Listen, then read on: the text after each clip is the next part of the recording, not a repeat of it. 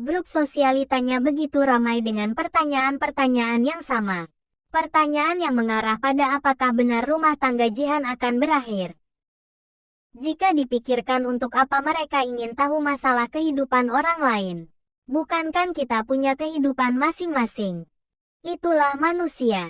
Mungkin memang sudah menjadi hukum alam jika yang namanya manusia akan merasa penasaran dengan kehidupan orang lain lalu mereka akan membandingkan dengan hidupnya sendiri. Ting. Bunyi notif pesan. Bu, apa benar berita yang sedang ramai ini? Jika ibu dengan suami akan berpisah. Kurung siku tutup.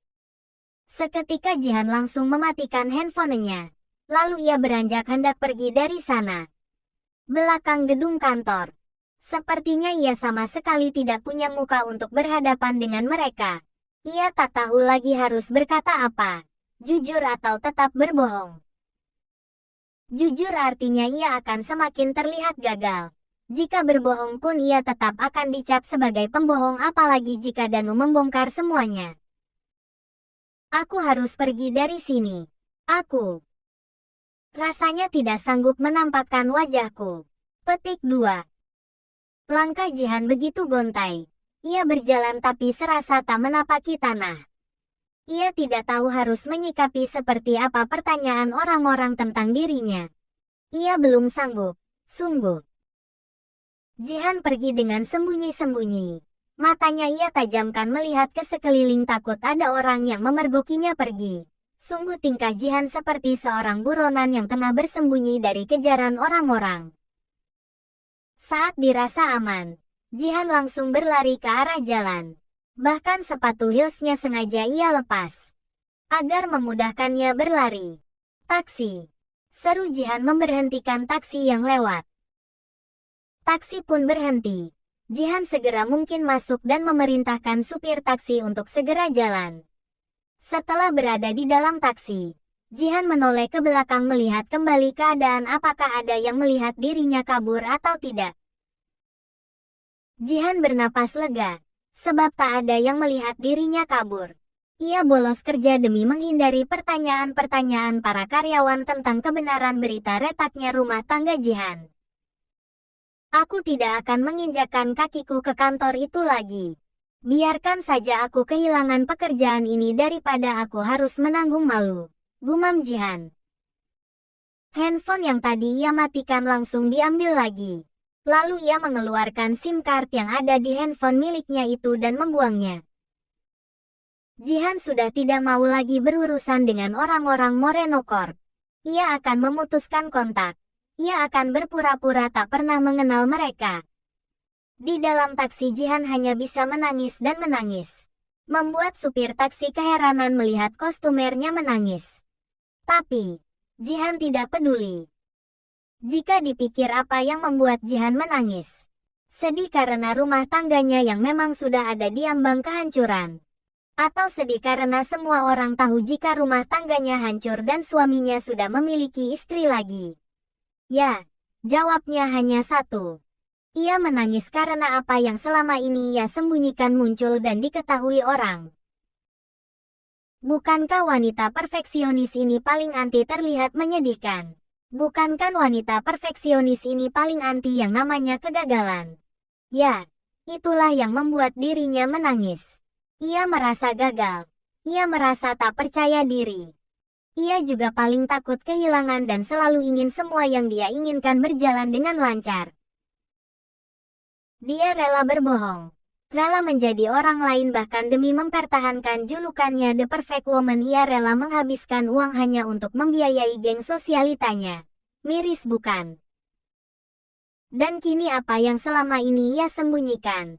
Ia tutupi tercium juga oleh publik. Akhirnya setelah 20 menit perjalanan, Jihan sampai di rumahnya. Secepatnya ia masuk dan langsung berlari ke kamar. Di dalam kamar ia mengambil koper lalu mengeluarkan semua baju dan barang berharganya lalu memasukkannya pada koper. Saat ini niatnya untuk keluar kota Jakarta sudah mantap. Jihan ingin menghilang. Ia ingin bersembunyi di tempat yang tak ada seorang pun yang mengenal dirinya. Aku harus secepatnya pergi dari sini. Di sini bukan aku. Tempat ini sudah tak aman lagi. Gumamnya begitu pelan seraya memasukkan apa saja yang ada di dalam lemari ke koper besar miliknya. Setelah selesai berbenah, Jihan segera memesan taksi online. Ia akan pergi jauh, jauh dari ibu kota. Meninggalkan anak-anak, meninggalkan Danu yang masih sah menjadi suaminya serta meninggalkan ibu dan ibu mertuanya. Sekitar 10 menit menunggu. Akhirnya taksi yang ia pesan sudah ada di depan. Tanpa banyak berkata lagi Jihan segera keluar dengan begitu terburu-buru. Kedua tangannya ringkih dengan koper besar. Sampai-sampai ia begitu kesusahan mengunci pintu rumahnya. Klakson taksi mengejutkan Jihan. Ia langsung buru-buru saja mengunci pintu. Iya, sebentar, Pak. Saya kunci pintu dulu. Teriak Jihan saat supir taksi berulang kali membunyikan klakson. Dengan tergesa-gesa Jihan segera menghampiri taksi. Baru saja Jihan membuka pintu taksi. Tapi, seseorang mencegahnya hingga pintu itu tertutup kembali. Jihan menggeram kesal. Bahkan tangannya terkepal menahan amarah. Sebab seseorang begitu berani padanya. Jihan membalikkan tubuhnya siap melayangkan amarah. Apa yang kamu? Petik 2. Perkataan Jihan tertahan saat ia tahu siapa orang yang menahan pintu taksi itu. Dewi, kenapa kamu di sini? Kau mengikutiku, terka Jihan. Mbak mau kemana? Tanya balik Dewi tanpa menjawab pertanyaan Jihan. Jawab dulu, kamu mengikuti aku. Petik 2. Iya, aku khawatir sama Mbak. Jawab jujur Dewi. Cek, kamu bilang khawatir. Khawatir atau memang kau mau mengejekku? Tuduh Jihan. Enggak, Mbak. Sungguh aku khawatir sama Mbak. Dewi sama sekali bukan mau mengejek Mbak. Untuk apa coba, Mbak? Terang Dewi membantah tuduhan Jihan. Jihan memutar bola matanya malas. Jihan sudah tidak memiliki lagi kepercayaan pada orang lain. Baginya semua orang sama, penipu, pembohong dan pengkhianat. Alah, alasan. Sekarang, kamu minggir aku mau pergi. Jihan menggeser tubuh Dewi agar menjauh dari pintu taksi. Dewi enggak akan izinkan Mbak pergi. Ujar Dewi seraya mempertahankan tubuhnya agar tidak bergeser karena didorong Jihan. Aku harus pergi. Ini bukan tempat aku lagi. Dan untuk kamu, menunjuk muka Dewi. Jangan so ikut campur. Sekarang aku bilang minggir. Jangan halangi aku. Petik 2. Enggak, Mbak. Dewi enggak akan izinkan Mbak pergi. Mbak jangan kayak gini. Petik 2. Peduli kamu apa? Hah. Bilang saja jika kamu memang mau mengejekku. Menertawakan diriku. Petik 2.